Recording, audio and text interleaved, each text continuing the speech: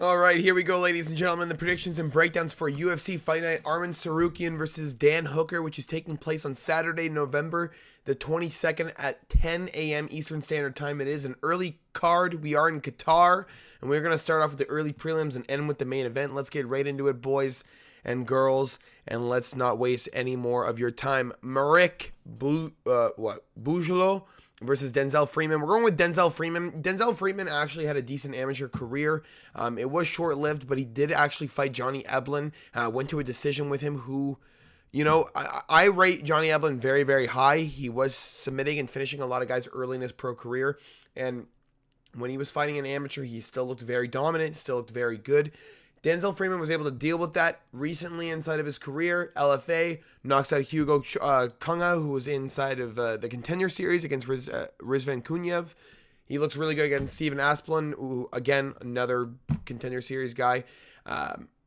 I would say on this side of things, Marek is a little bit out-skilled. He's a little bit outweighted, and I think in this position, he's going to get knocked out in the first round. I think Denzel Freeman's just a little bit too good at his Muay Thai. I think he's a little bit more competent in the boxing, and I think Marek is going to get a little bit overwhelmed, especially as a guy who's never been outside of the first round. He's never had a fight longer than 1:42. I think in this position, Denzel Freeman is just going to be a little bit overwhelming. And end up taking him out probably in the first 2 minutes and putting Marek on his ass. I don't really mind this fight, actually. This is two new UFC newcomers. We haven't had a lot of heavyweight contenders in a long time. I like how they're just kind of stacking cards now with random dudes and just seeing what happens. I don't mind it. We don't need contender series for everything, as it's not on all the time. Next on the prelims, Nurulo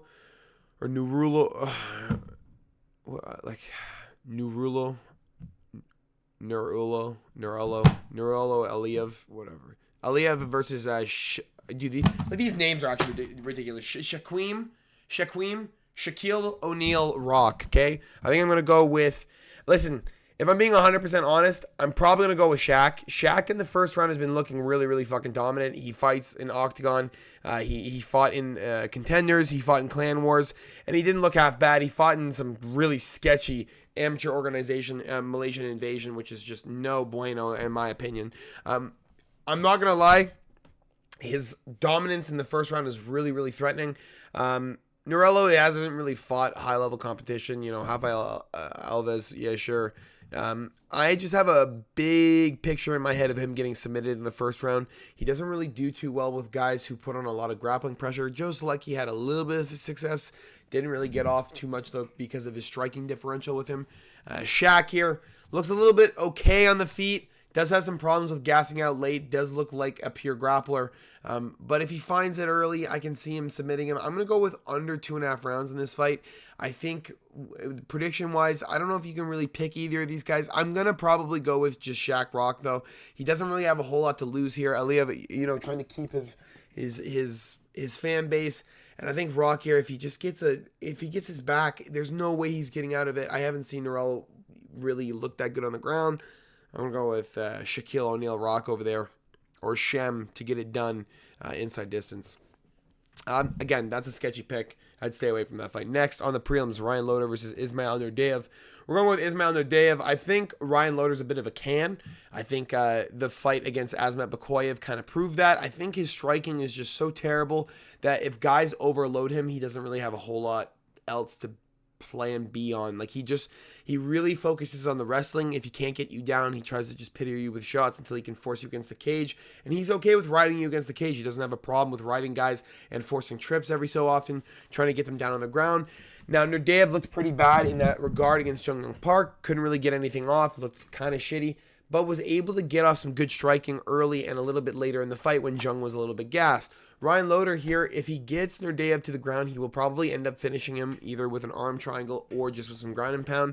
And I don't think that's going to happen. I think Nurdeev's going to be on the pressure from the get-go. I think he's going to force Ryan Loder back. And I think he saw the big opening that Asmat Bakoyev exposed in Ryan Loder's fight. And that is that he does not like the pressure fighting whatsoever. Nurdeev needs to go back to his ways, force that knockout power. He has 11 TKOs inside the first round.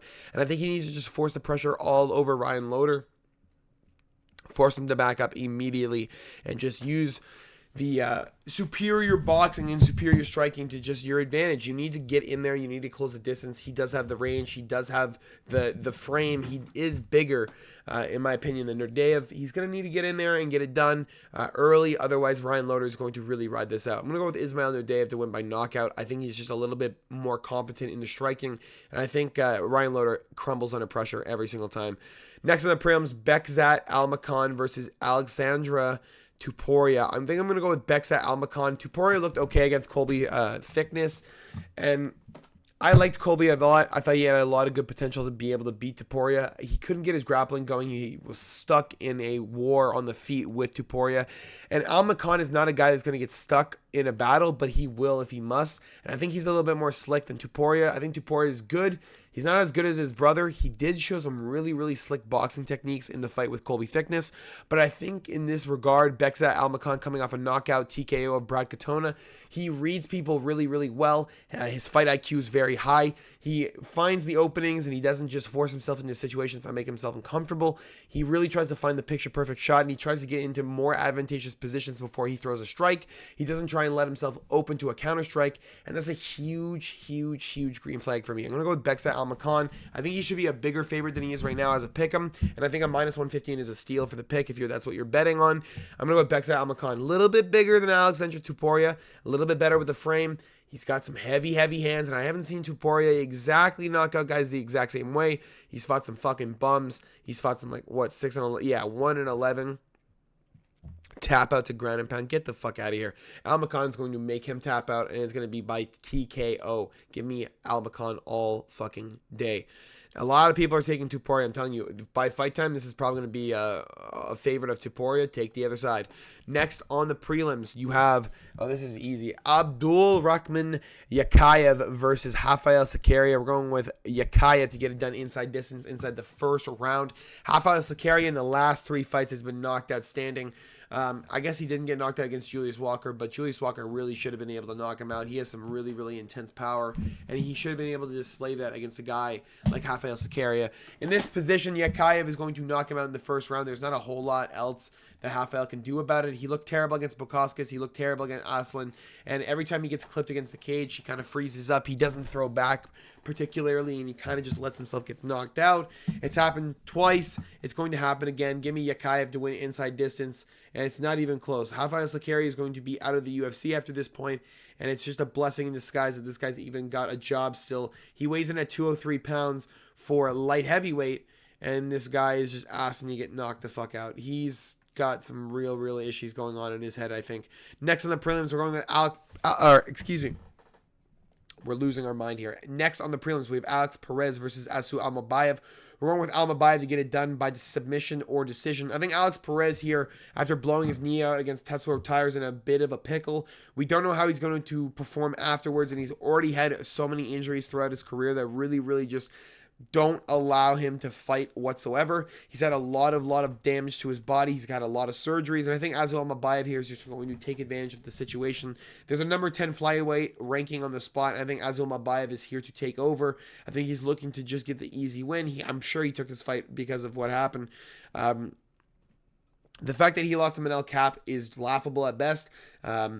Cap was going to end up winning the fight no matter what because of the stand-up, but the knockout was because of a foul.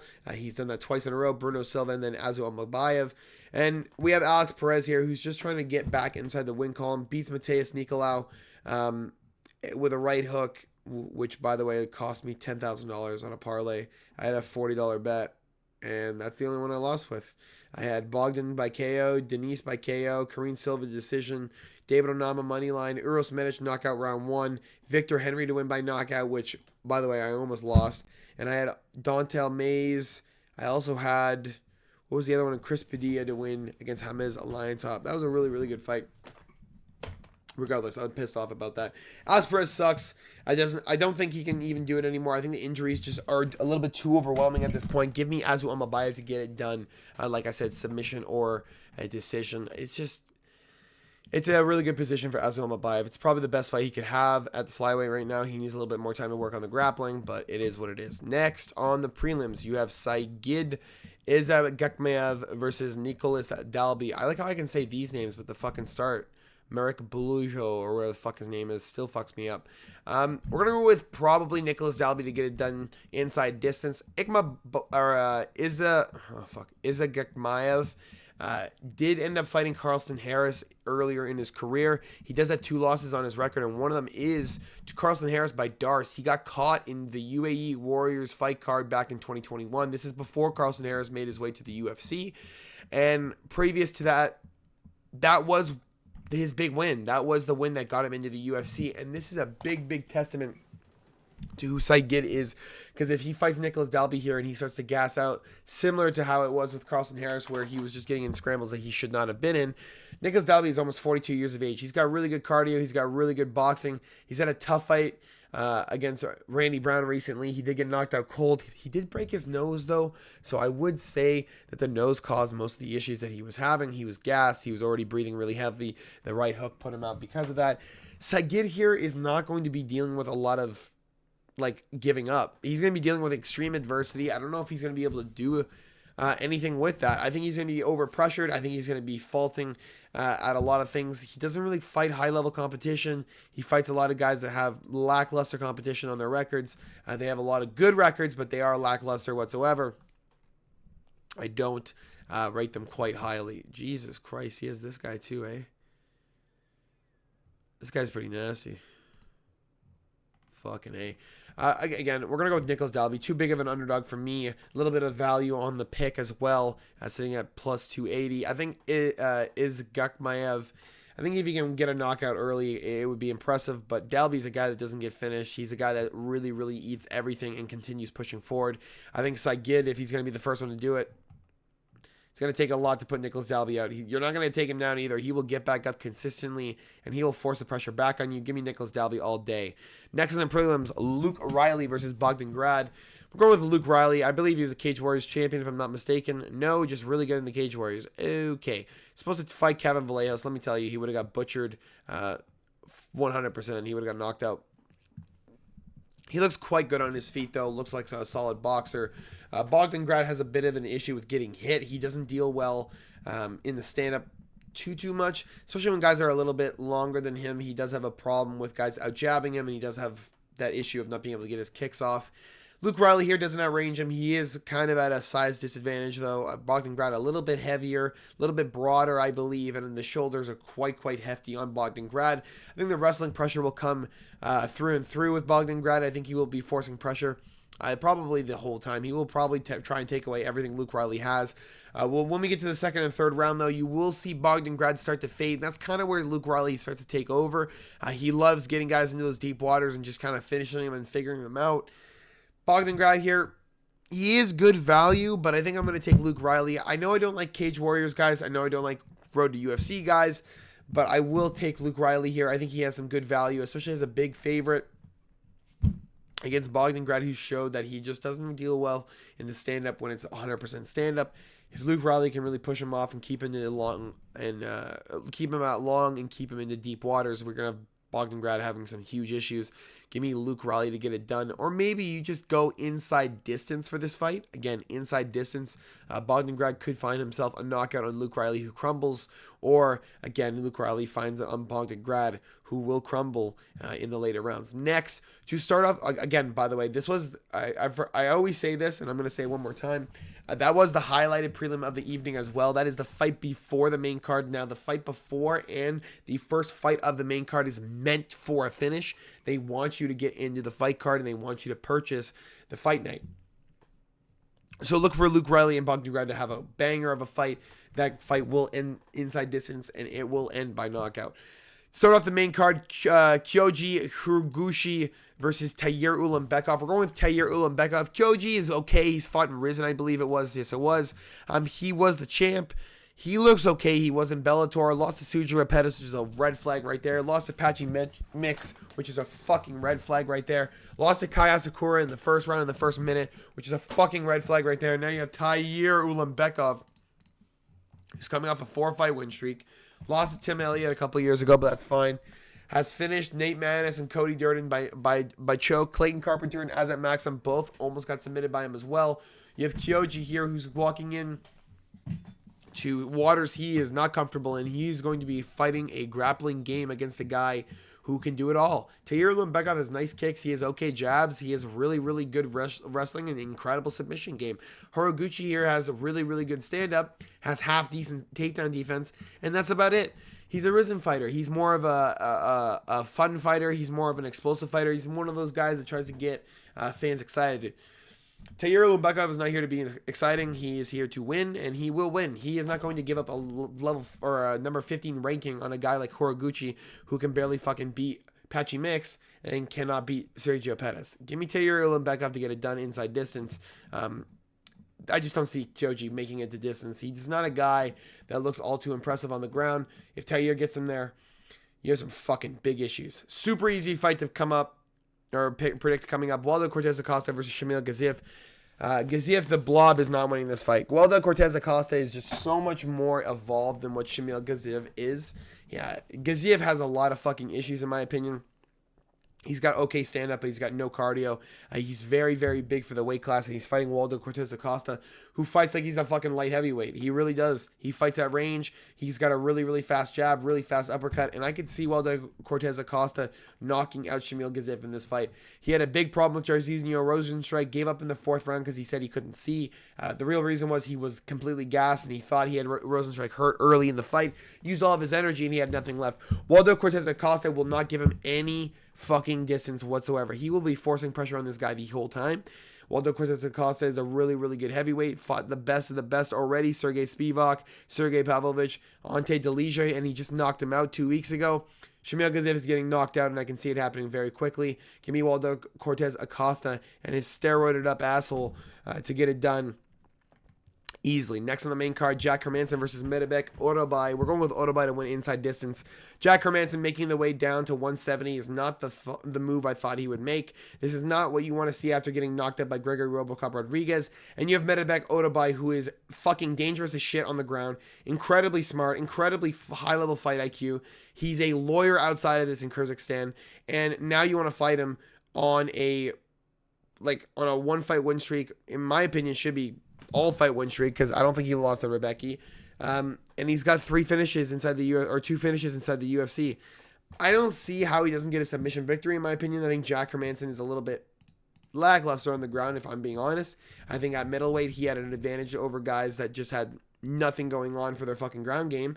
And now you have Orobai, who has everything going for him in his ground game. His stand-up is perfect. And Jack Hermanson is going to look a little bit drained, I think, at 170. He's going to look a little bit tough because he made 185.5, and now he's making fucking 170. We'll see about that. We will fucking see about that. Give me Medebek Orobai to get it done inside distance. I think Jack Hermanson's making a mistake. I think he should just stay at middleweight and keep moving. I think the Chris Curtis win, the Joe Pyfer win are huge. Moving down is not exactly the way you want to go, especially a guy who's at the later stages of his career. Usually you want to go up if that's the way to go. Orobai going to finish him. I don't know. I don't know how he's going down, but whatever. Next on the main card, Volkan Ozdemir versus Alonzo Menafield. Now, if this was Alonzo Menafield 3 years ago, I'd be picking Menafield. He looked dangerous. He looked really fucking crazy, and then he lost to William Knight. And when he lost to William Knight, I think I lost all fucking confidence in the fact that this guy was even a contender. William Knight is a guy who literally stood in front of Marcin Prachnio and didn't even throw a fucking strike, it felt like, for 3 rounds. Ended up losing the fight, ended up losing his UFC contract, and this guy lost to him. He ends up beating Umar Sai, who's clearly a can, clearly an exposed can, a guy who cannot get a fucking finish whatsoever inside the UFC unless it's fucking Tukos. And now you have Volkan Ozdemir here, who's chinny, doesn't look all that good. Beat up Johnny Walker, beat up Bogdan Guskov, but these are guys that are like, eh. But Bogdan Guskov's submission is good. I like it. Latifi knockout is fucking gay. I don't know how the hell that's even fucking there. Nikita Krylov, like, come on, bro. Like, what are these losses? Magomed Ankalaev, Yuri Prohaska, Carl Zalberg. They're high level, but fuck, man. These are guys that hit hard. Alonzo Menafield hits hard. I'm just going to go with Volkan Ozdemir to get it done at inside distance. I think Alonzo Menafield's outside of his career at this point. This guy should not even be here. Volkan Ozdemir is pretty good. No Time was one of the guys to fight Daniel DC Cormier for the belt when he was defending the light heavyweight title. Could not get it done. Ended up getting knocked out inside the 2nd round, but does have a chance here to get a win there? Am I back? Sorry. I don't know. I guess I hit a chord and I lost it for a sec. I was saying at least he can get a win here over Alonzo Menifield. Oh, how time flies for the boys. 8 years ago, you're fighting for the title, and now you're fighting Alonzo Menifield in the fucking main event spot for Dan Hooker and Arman Tsarukyan. Great. Co-main event of the evening, Bilal Muhammad versus Ian Machado Gary. We're going with Ian Machado Gary. If Bilal Muhammad wants to play the game like he did against Jack Della Maddalena, he's going to experience a world of fuck with Ian Machado Gary. Very dangerous karate, very dangerous kicker. He's got a lot of good stand-up, really, really tall for the weight class, really, really strong for the weight class. And he's in a really big pickle here with Bilal Muhammad if he starts to wrestle. If Muhammad chooses to wrestle, you're going to have a guy that's going to be very, very overexposed. He will have a bit of an advantage because of his frame. He is 6'3". He's going to be a little bit wider, a little bit harder to take down. Long legs, going to be able to use those sweep. The butterfly sweep, trying to get up on a hip and force himself back up to the cage and try and get rid of the hand lock. But I can see Ian Machado Gary keeping at range, beating the shit out of Bilal Muhammad on the outside and just trying to keep pressure on him. I see Ian Machado Gary getting it done. And I think Bilal Muhammad, he's good. He probably should still be champ in my opinion. Ian Machado Gary, though, is truly the future. He's looked so good over the years. He's also beat basically everybody except for Shavkat Rakhmonov. And at this point in his career, Bilal Muhammad is easier than Shavkat Rakhmonov. Give me Ian Machado Gary to get it done either by knockout or decision. I think Bilal Muhammad's been tested before. Let's get him tested again. This is a huge test, and this is probably the biggest test of his career at this point. Ian Machado Gary, I think, is better than Jack Della Maddalena, and we're going to see it on Saturday morning, to give you the main event of the evening. If you guys enjoy this, make sure to drop a like and subscribe if you have not already. We have Arman Tsarukyan versus Dan Hooker. We're going with Arman Tsarukyan by submission. Dan Hooker is not going to be getting knocked out whatsoever. Arman has pillow fists, and the only guy that he has knocked out is Beneil Dariush, basically. Silva got clipped accidentally. Joel Alvarez, I couldn't even believe, got knocked out. Christian Gallegos couldn't even get up. He has pillow hands. He only gets the TKOs on the ground. Will I think Dan Hooker gives up on the ground? Absolutely fucking not. Will I think Dan Hooker keeps pushing forward, not giving a fuck whatsoever? 100,000%. I think Dan Hooker is probably one of the better guys that could beat Arman Tsarukyan. I think if he forces it on the feet, it's going to be exactly like the Jalen Turner fight. It's going to end up in a position where he just ends up beating him so bad that Arman Tsarukyan cannot, do anything. He just tries so many takedowns and doesn't get them. But more likely scenario, Tsarukyan is going to submit him. That's my pick for the night. Arman Tsarukyan will end up submitting Dan Hooker under 3.5 rounds. He will finish him, and it will be unfortunate because I love Dan Hooker. I really love everything he stands for. I really like his 60-second scraps, but this is just not a fight he can win majority of the time. I'm going to say 7 times out of 10, Arman Tsarukyan wins, so that's where the pick is. The value is on Dan Hooker's side, though. If he is a plus 285, in my opinion, or higher in your books, wherever you can find them, he is worth a bet. He actually is really, really worth it. He's got really, really strong striking. He's got really good takedown defense, and he is game. He's game to continue moving no matter what, and I see him more than likely being a little bit more hardish than Arman Tsarukyan. I'm going to go with Arman Tsarukyan, though, by submission. That is the bet of the week, probably. It's probably going to be played more knockout for Tsarukyan. It's not going to happen. I think the submission threat is all there. That's all I got for you guys today. Hope you guys enjoyed. Make sure to drop a like and subscribe if you have not already. I'll see you guys all for the live starting at 10 p.m. Eastern Standard Time on the 22nd, guys. The 22nd of Saturday for UFC Fight Night. Arman Tsarukyan versus Dan Hooker. I'll talk to you guys all later. Peace.